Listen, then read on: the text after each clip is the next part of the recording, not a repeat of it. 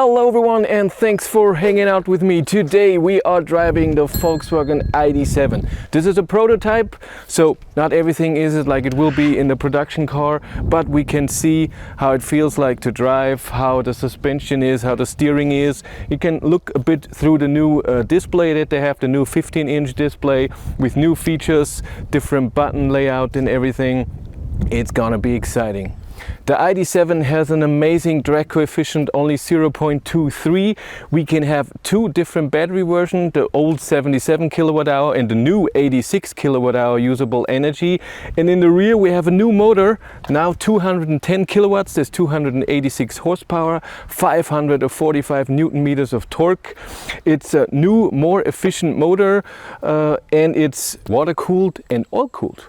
The battery, we all know, the 77 kilowatt hour battery has a peak charging power of 170. It goes even up. I've seen 178 kilowatt. AC is still 11 kilowatt. The new battery that will come in a few months, which has one battery module more, then can charge peak DC with 200 kilowatt. We have two new seats available with the ID.7, Ergo Comfort and Ergo Premium, and they're very comfortable. They can be heated, cooled, or they can even dry your back, and all automatic. I love that. And we have a new massage that does it with little air cushions. So we have 10 of those cushions in the rear, and the premium seats have also two on the bottom seat where you sit on, so it moves you around like this so you don't fall asleep, so your bum doesn't fall asleep. And they can be adjusted in 14 ways. You have all your lumbar support and everything, and of course memory seats, like I said, the massage function, and there's a whole window what you can, in the display, what you can choose how it's massaging. There's also a new sound system from Harman Kardon, 14 speakers plus a center speaker and a subwoofer in the rear, and it sounds amazing. Because of the amazing drag coefficient, the new efficient motor, and the great battery, with the normal battery we can get up WLTP range. It's estimated now so far 615 kilometers, and then with the big battery 700 kilometers of range. How is it to drive the ID.7? Right away you notice the nice seats. Seats are very comfy. We have a very windy road, so cornering all the time, and they hold me in place very well. The seat cooling, the automatic, is awesome. What do we have? What temperature? 22 degrees out there, very sunny. Feels very comfortable. Suspension is great. When in comfort and eco, it's a bit jumpy. So when you go over a bump, it does this. But when you go into sport, this is gone. It's a bit harder. The steering reacts to it also very fast, so you have a harder steering. But even in comfort, it's not as light steering as, for example, my ID.3 has, but this is a taste thing. Everybody likes something different. What's completely different now with the ID.7 is that the cockpit view is not that important anymore. It's all focused on the head-up display. So there's no change. You cannot do anything, change the view or whatever in your cockpit. It's always the same. It shows your typical things that you need, range, your state of charge, your speed of course, and messages that you need. But the focus is on the head-up display. That's why it's also in the base version. You don't have to pay extra, you always get it. It's the same head-up display that other ID cars have. It's amazing. It was always great. Now with the buttons on the steering wheel, you can change the view. So you can see your trip meter in the head-up display, assist system as before. You can turn it off, so you only have the speed, which is nice if you're not interested in other items. It's extremely quiet in here. It doesn't feel like a big car. Always was this with ID cars from Volkswagen, even ID.5, ID.4. ID Bus doesn't even feel that it's a huge car. So driving it is very nice, quiet, comfy, even sport mode. I think I would prefer sport mode in this car. When it comes to power, it's a bit hard to do on a road like this, to push it.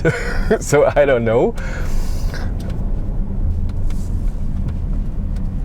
So I can't say right now if the what is it, 80 horsepower more is something I could feel, especially since I don't know what the weight is of the car, if it's that much more than, for example, ID.4.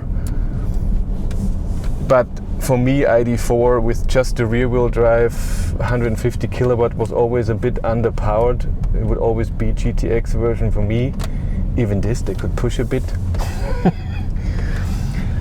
But I'm sure there will be a GTX version with the new motor as a rear wheel drive, and I'm guessing they will put the 75 kilowatt front wheel drive motor then in there.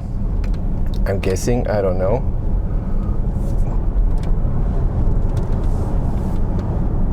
Regen feels a bit stronger than in other cars, because of the new motor. I'm guessing more power also means more regen available.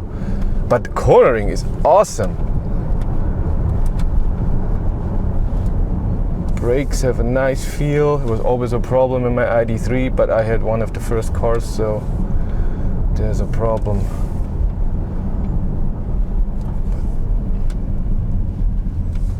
But it feels very precise. There's no problem with knowing where the car goes. The new DCC, the dynamic chassis control, they have improved it. They call it almost next level, version 2. It checks the sensors more often and knows how to interact with the car.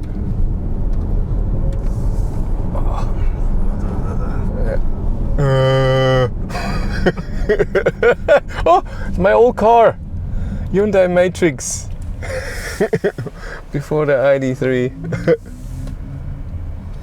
Because we're in sport mode, that's why we have the weird sound. That's true.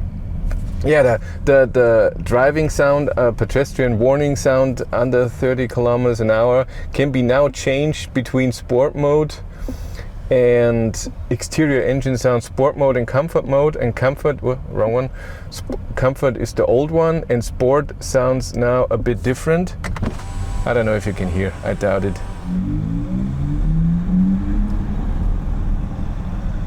It has a bit of the Porsche sound, and I say no. But I want sport mode, so we have to live with it for a second.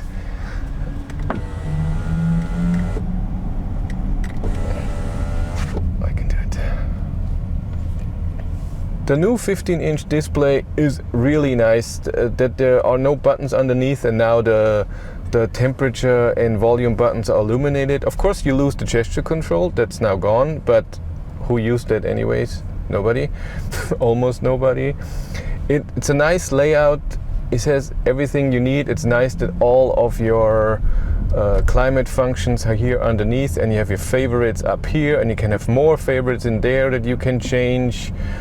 They've done that very well, and even down here the climate buttons you can edit and put different ones in there if you need features very fast, but you have control over your climate instantly. That was always missing, and that's very nice. And we're not alone in the car. We have a Volkswagen employee, an expert in here, because this is a prototype. Who knows what we would do with it.